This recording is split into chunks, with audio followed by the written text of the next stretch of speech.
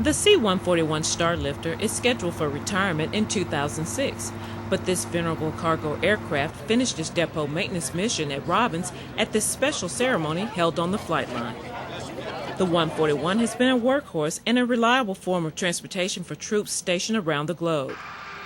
It delivered the equipment that frontline forces needed to successfully carry out their mission. When it was time to return home, this aircraft was a welcome sight to those coming back from the war. Former prisoners of war called the C-141 their freedom bird, as they ended their captivity aboard this aircraft that brought them back to their beloved ones who were located stateside.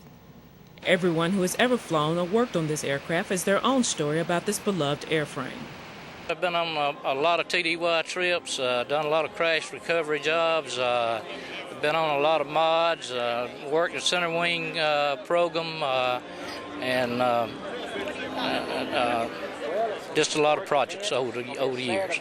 Well, during the WEPO project, I think was the most challenging moment for me, where I managed about 485 people, including military personnel, during the WEPO inspection. We had about 85 C-141s on base at one time, and we had to sequence them in and out with the group of people, and that was a great challenge for me. I remember being in Thailand, and guess what aircraft everybody wanted to come home on? It wasn't the DC-8 because they took 3 or 4 hops. You had to stop and refuel, stop and refuel, stop and refuel.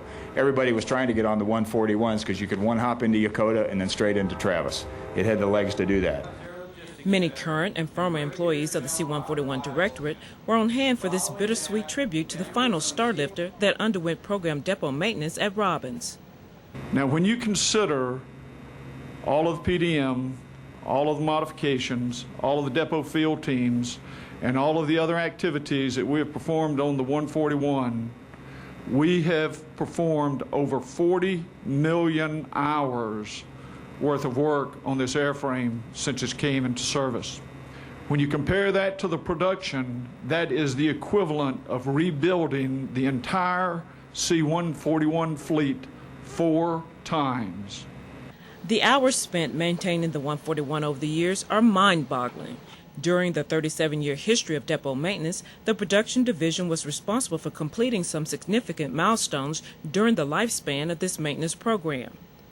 From the waterline 146 longerons to the wing station 405 joint, to weep holes, to the center box, center wing box, and these and many other challenges have faced Team Robins, and we have responded across the board magnificently.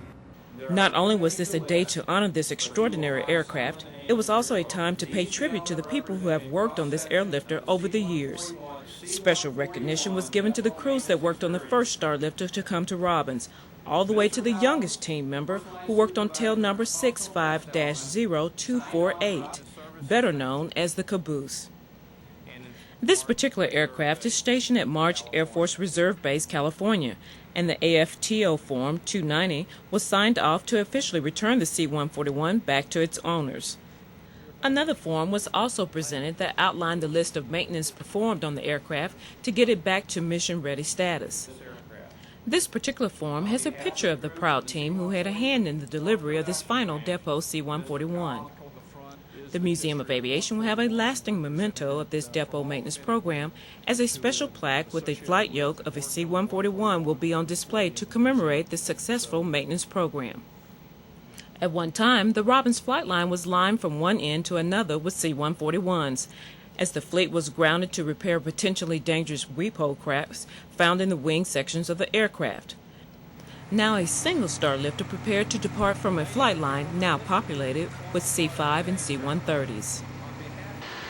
Sadness, accomplishment, and optimism for a new maintenance workload were some of the shared feelings at this momentous occasion. My time was very pleasant. I enjoyed every minute of it, and I thank the Lord for putting me on it. It's a lot of mixed emotions. The last airplane leaving out of depot maintenance, and of course they put them in the boneyard every day, and they're going to be retired by fall of 2006. So it's going to be missed, and it's made a good living for me and my family, and I've enjoyed working on it, being with it. And we did get a lot of visitors on it wanting to come and see the last one. So it was, even though we did the regular thing, it was emotional for some. There there have been tears shed on this. Well, I'm kind of sad, but I'm happy we're making progress in a new era and have some C-17s maybe to come to Warner Robins and take the place of it.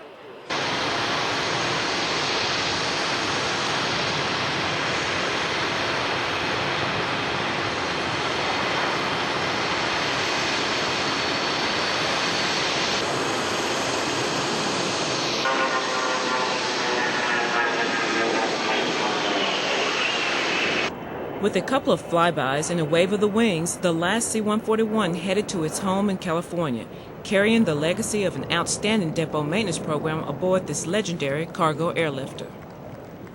For the Robins Report, I'm Faye Williams.